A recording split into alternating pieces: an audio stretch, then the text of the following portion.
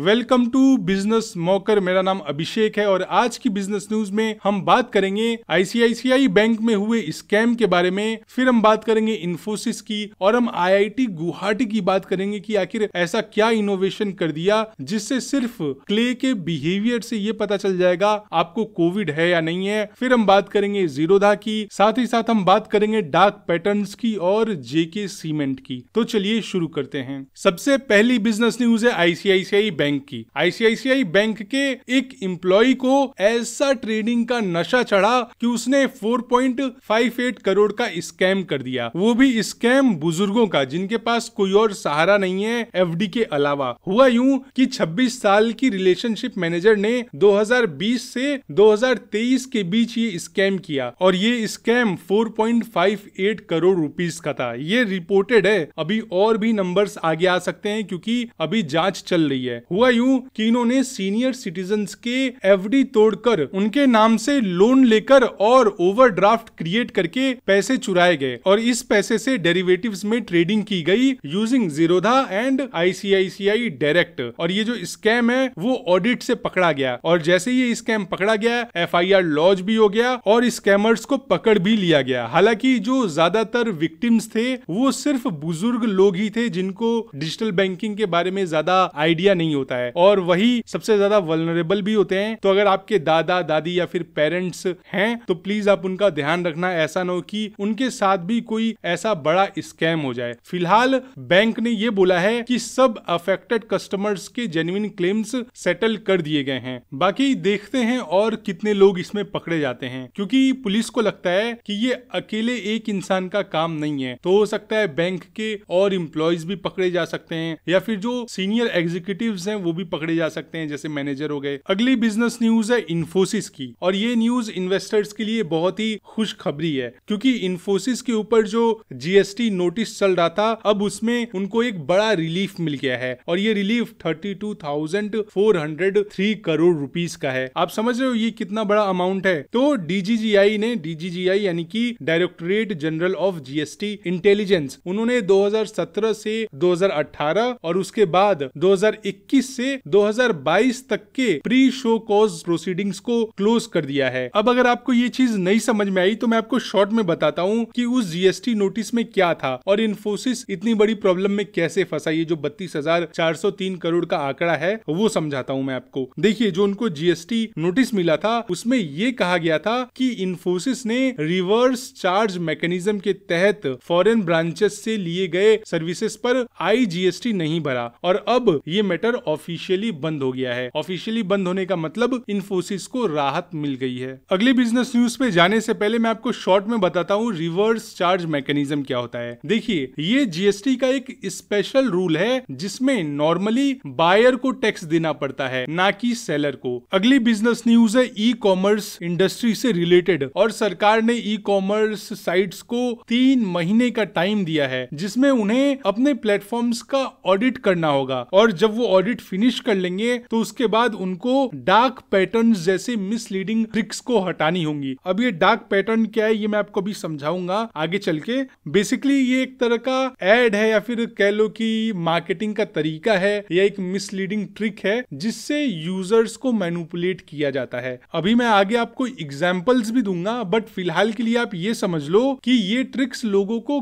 गलत तरीके से परचेजेस या फिर सब्सक्रिप्शन करवाने के लिए यूज किया जाता है। अब इन गाइडलाइंस के अंदर 13 डार्क पैटर्न्स को डिफाइन किया गया है, जैसे कि false urgency, basket sneaking, confirm shaming, ये सारी चीजें। फॉल्स अर्जेंसी तो आप समझ रहे होगे बात से कि वहां पे दिखा दिया कि ये जो ऑफर है वो सिर्फ 24 घंटे के लिए है, ये जो ऑफर है सिर्फ 1 दिन के लिए है, उसके बाद इसकी प्राइसिंग बढ़ जाएगी। ये हो गया फॉल्स अर्जेंसी। अब बात रही बास्केट स्नीकिंग और कंफर्म शेमिंग की, तो ये थोड़ा सा आपको नहीं समझ आया होगा क्योंकि मुझे भी शुरुआत में नहीं समझ में आया था। देखिए, बास्केट स्नीकिंग यानी कि यूजर के कार्ट में बिना बताए कोई एक्स्ट्रा आइटम ऐड कर देना। जैसे कि आप मान लो कि आपने सिर्फ 499 रुपए का कोई प्रोडक्ट अपने कार्ट में ऐड किया था, ठीक है, बट जब आप चेकआउट करने गए तो आपने देखा अरे ये क्या, यहाँ तो 549 रुपीज हो गया है। उसका रीजन कभी कभी होता है कि 50 रुपए का कोई इंश्योरेंस चिपका दिया, कुछ डोनेशन या फिर कुछ साइलेंटली आपको बिना बताए कोई प्रोडक्ट ऐड कर दिया। अब इसका मकसद क्या होता है, सीधी सी बात है, कस्टमर को बिना नोटिस किए एक्स्ट्रा पैसे कैसे कस्टमर्स के पॉकेट से निकलवा लिया जाए, यही इसका मेन एम होता है। और ज्यादातर टाइम इसमें छोटे अमाउंट्स ही ऐड किए जाते हैं, जैसे 50 रुपए, 25 रुपए, कभी कभी 100 रुपए। तो ये गवर्नमेंट इसको कहती है कि ये एक डार्क पैटर्न है और इसके अगेंस्ट हर किसी को एक्शन लेना होगा। अब दूसरा जो मैंने आपको बताया कंफर्म शेमिंग, ये कमाल का है। देखिए कंफर्म शेमिंग में जब मान लो आप किसी वेबसाइट पे गए तो वो साइकोलॉजिकली आपके साथ ऐसा प्ले करते हैं कि आपको गिल्ट फील होगा वो प्रोडक्ट न परचेज करने का। फॉर एग्जाम्पल मैं आपको एक एग्जाम्पल देता हूँ। आप गए मान लो कोई कोर्स लेने, ठीक है, या फिर आप गए कोई बुक परचेज करने, वहां पे आपने अब वो आप परचेज नहीं करना चाहते हो, आप बाहर जा रहे हो, तो पॉपअप आ जाएगा अचानक से आपके सामने। उसमें दो ऑप्शन रहेगा, पहला yes I want to save money, या फिर yes I want to earn money. दूसरा no I like wasting money, या फिर I don't like to earn money. अब यहाँ पर क्या होता है, अगर आप नो पे क्लिक करते हो तो इसका मतलब ये निकल जाता है कि आपको शेम फील कराया जा रहा है कि आप एक गलत डिसीजन ले रहे हो, आप नकारे हो, आप वेस्ट कर रहे हो मनी, आप पैसा नहीं कमाना चाहते। तो ये इमोशनली ट्रिगर करने का एक जरिया है जिससे यूजर्स लॉजिकली न सोच पाए और इमोशनली अपना डिसीजन लें। तो इस तरह के चीजों को गवर्नमेंट कह रही है ये सारे डार्क पैटर्न्स हैं, और ऐसे 13 डार्क पैटर्न्स ऑलरेडी पहचान लिए गए हैं। और जो बचे हुए डार्क पैटर्न्स हैं आप भी इसमें गवर्नमेंट का हेल्प कर सकते हो। गवर्नमेंट ने IIT BHU के साथ जागृति ऐप और टूल्स भी लॉन्च किए हैं जिससे यूजर्स इन ट्रिक्स को रिपोर्ट कर सकते हैं। तो जब भी आपको ऐसा मिले कुछ तो आप जरूर रिपोर्ट करें। और ये जो स्टेप गवर्नमेंट ले रही है ये इसीलिए लिया जा रहा है ताकि डिजिटल शॉपिंग को फेयर और ट्रांसपेरेंट बनाया जा सके। वैसे आप कमेंट में मुझे जरूर बताना आपने क्या इन ट्रिक्स में से कोई भी फेस किया है अलग अलग वेबसाइट्स पे। मैंने तो अर्जेंसी वाला तो देखा है, कई जगह देखा है, इवन की Amazon और फ्लिपकार्ट पे भी फॉल्स अर्जेंसी और बास्केट स्नीकिंग भी देखा है, बट कंफर्म शेमिंग मैंने नहीं देखा है। हाँ, ये जो कंफर्म शेमिंग है ये उनके वेबसाइट्स पे देखा है जो फेक गुरुज होते हैं, जो कोर्सेस सेल करते हैं, या फिर कोई छोटी मोटी वेबसाइट होती है, कभी कभी चाइनीज वेबसाइट में भी शायद आपको देखने को मिला होगा। अगली बिजनेस न्यूज है IIT गुवाहाटी की। IITs ने इस बार फिर से कमाल करके दिखा दिया है, क्योंकि इस बार एक नया और सस्ता कोविड-19 टेस्ट बनाया गया है। अब ये काम कैसे करता है वो हम आपको बताते हैं। वायरस होने पे यानी कि अगर आपको कोविड-19 होता है तो क्ले की सेडिमेंटेशन स्पीड चेंज हो जाती है। इसका मतलब कि ये एक तरह का सिग्नल है कि आपको वायरस हो गया है। ये जो मेथड है इसकी सबसे अच्छी बात ये है कि ये बहुत ही फास्ट है, एक्यूरेट है और लो कॉस्ट है। PCR जो आप जानते हो, PCR से ये सिंपल भी है और एंटीजन टेस्ट से ज्यादा रिलायबल है। और अब हम समझते हैं कि आखिर क्ले के पार्टिकल से कैसे टेस्ट होता है। देखिए, टेस्ट बेंटोनाइट क्ले और सॉल्ट वाटर सॉल्यूशन से होता है। और इस टेस्ट की सबसे खास बात क्या है कि इसके लिए कोई भी हैवी लैब सेटअप का यूज नहीं करना पड़ता है। और अगर कोई रिमोट लोकेशन से है जो शहर से बहुत दूर है, वहाँ पे कार्स नहीं जा सकती या लैब सेटअप वहाँ पे नहीं है कोई, तो वहाँ पे भी इसका इजीली यूज किया जा सकता है। अगली बिजनेस न्यूज है JK सीमेंट की। JK सीमेंट ने 150 करोड़ रुपए में जम्मू एंड कश्मीर की साइफको सीमेंट का 60% स्टेक अक्वायर किया है। और अब उसका मैनेजमेंट कंट्रोल भी JK सीमेंट के पास ही होगा, क्योंकि 60% स्टेक अक्वायर किया है तो मैनेजमेंट का कंट्रोल तो होगा ही होगा। उसके बाद साइफको का जो प्लांट श्रीनगर के खूनमू में है, जिसका clinker capacity 0.26 million ton per annum है और grinding capacity 0.42 million ton per annum है। और इस डील के बाद साइफको JK सीमेंट की सब्सिडरी बन गई है। और ये मूव जम्मू एंड कश्मीर में सीमेंट मैन्युफैक्चरिंग को बूस्ट करेगा और लोकल एम्प्लॉयमेंट के साथ साथ इंफ्रास्ट्रक्चर डेवलपमेंट में भी मदद करेगा। लेकिन जम्मू एंड कश्मीर का ये जो एक्विजिशन है, इससे JK सीमेंट को बहुत ही स्ट्रेटेजिक बेनिफिट मिलता है, क्योंकि नॉर्थ इंडिया में इसके वजह से वो अपना प्रेजेंस और ज्यादा स्ट्रॉन्ग कर पाएंगे। और हाँ, अगली बिजनेस न्यूज पे जाने से पहले मैं आपको ये भी बताऊं, हमने एक सीमेंट वॉर पे वीडियो बनाई थी। उसमें मैंने बताया था क्यों बिरला और अडानी ग्रुप के बीच में फाइट चल रहा है और कौन जल्दी जीत सकता है। ऊपर आई कार्ड में इसका लिंक है, वो वीडियो आप जरूर देखना। और हाँ, अगर आपने हमारी वीडियो यहाँ तक देख ली है, इसका मतलब आपको हमारी बिजनेस न्यूज से कुछ न कुछ तो बेनिफिट या फिर नॉलेज मिल रहा होगा। तो मुझे चाहिए आपका सपोर्ट और उसके लिए आप सिर्फ हमें एक लाइक कर सकते हो। और अगर आप ऐसी ही डेली बिजनेस न्यूज चाहते हो तो हमें सब्सक्राइब करके बेल आइकन पे हिट करना बिल्कुल न भूलें। अगली बिजनेस न्यूज है जीरोधा की, और जीरोधा ने तो सारे रिकॉर्ड्स ब्रेक कर दिए। जीरोधा अब इंडिया के रिटेल और एचएनआई इक्विटी होल्डिंग्स का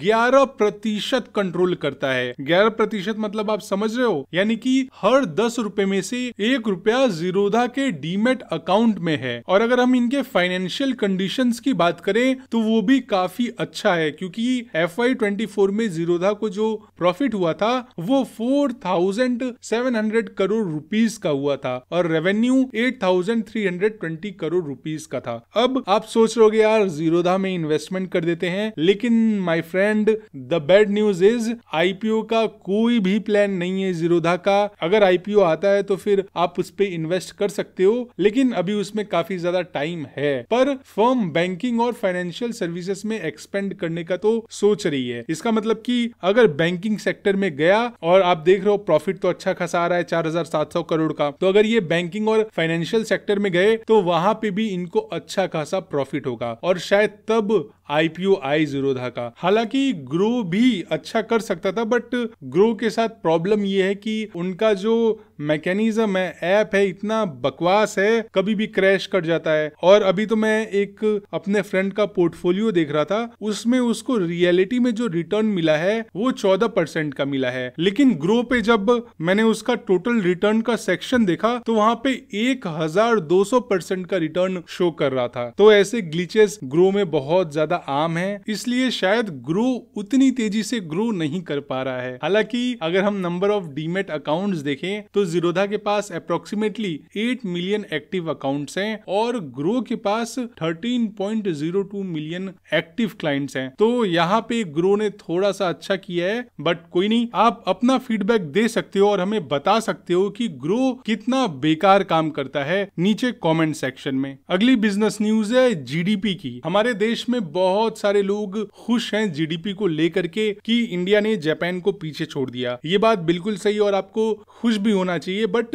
2 प्रॉब्लम्स अभी भी हैं। पहला जीडीपी पर कैपिटा, दूसरा ये जो फ्रीबीज हैं, क्योंकि अभी अभी एक फाइनेंशियल एडवाइजर थे, मतलब थे नहीं, उन्होंने डिबेट में ये बोला, उनका नाम है अक्षत श्रीवास्तव, आप सर्च कर सकते हो गूगल पे। उन्होंने बोला कि सरकारी गिव अवेज जैसे कि फ्री मिक्सर ग्राइंडर, फ्री बिजली, फ्री बसेस, ये सब रियलिटी में वेल्थ डिस्ट्रक्टर्स हैं। उन्होंने ये भी बोला कि गवर्नमेंट इनसफिशिएंट है कैपिटल एलोकेशन में और ऐसे free schemes long term growth को वीक करते हैं। उनका कहना है कि जीडीपी तभी बढ़ेगी जब वैल्यू क्रिएशन होगा, जैसे स्टार्टअप्स, जॉब्स और इनोवेशंस। और जो फ्रीबीज होते हैं वो सिर्फ शॉर्ट टर्म वोट लेने के लिए ही गवर्नमेंट ऐसा करती है, लेकिन फिजिकल हेल्थ और प्रोडक्टिविटी दोनों पे इसका बहुत ही नेगेटिव इंपैक्ट पड़ता है। आप मुझे कमेंट में बताओ ऐसा कौन सा पॉलिटिशियन था जिसने फ्रीबीज लाई और जिसने ये फ्रीबीज का ट्रेंड स्टार्ट कर दिया और उसको देख करके अब हर एक स्टेट की गवर्नमेंट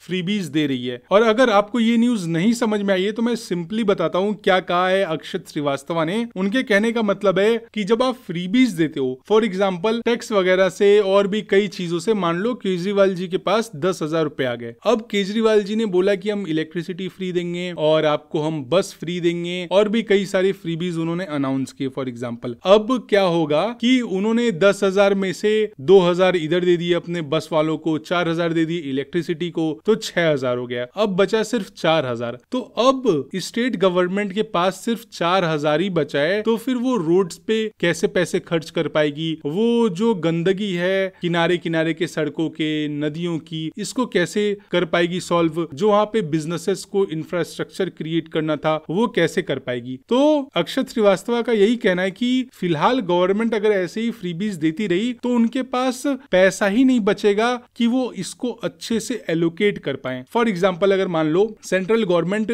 बहुत सारे फ्रीबीज दे देती है तो फिर डिफेंस सेक्टर पे कैसे पैसे जाएंगे? अगर सारे पैसे जनता को ही बढ़ गए तो फिर एजुकेशन पे कैसे जाएंगे पैसे, हेल्थ पे, इंफ्रास्ट्रक्चर, रोड्स। तो इसलिए फ्रीबीज बहुत ही बुरा है और इसका कल्चर इंडिया में बंद होना चाहिए, क्योंकि ये वही कहानी है, इसकी टोपी उसके सर। मतलब कि फ्रीबीज तो आपको मिलेंगे बट कहीं ना कहीं से वो पैसे आपसे दोबारा ले लिए जाएंगे टैक्स के through, road tax, toll tax, GST, किसी न किसी तरीके से आपसे वो पैसे वापस लिए जाएंगे। और पाकिस्तान के बर्बाद होने का सिर्फ दो ही रीजन था, पहला मिलिट्री रूल, दूसरा फ्रीबीज। उन्होंने भी फ्रीबीज दी थी, उस पर हम बाद में बात करेंगे कभी। फिलहाल आज की वीडियो तो यहीं पे हमें एंड करना होगा। बट अगर आपको पता है पाकिस्तान फ्रीबीज की वजह से कैसे बर्बाद हुआ तो आप नीचे कमेंट सेक्शन में जरूर लिखना, वरना आज शाम को हम 4 बजे लाइव सेशन कर रहे हैं, वहां पे मैं आपको डिटेल में एक्सप्लेन कर दूंगा आखिर ये फ्रीबीज की वजह से पाकिस्तान कैसे बर्बाद हुआ। तो लेता हूं मैं आपसे अलविदा, bye bye, take care, Vande Mataram. और हाँ, कल फिर से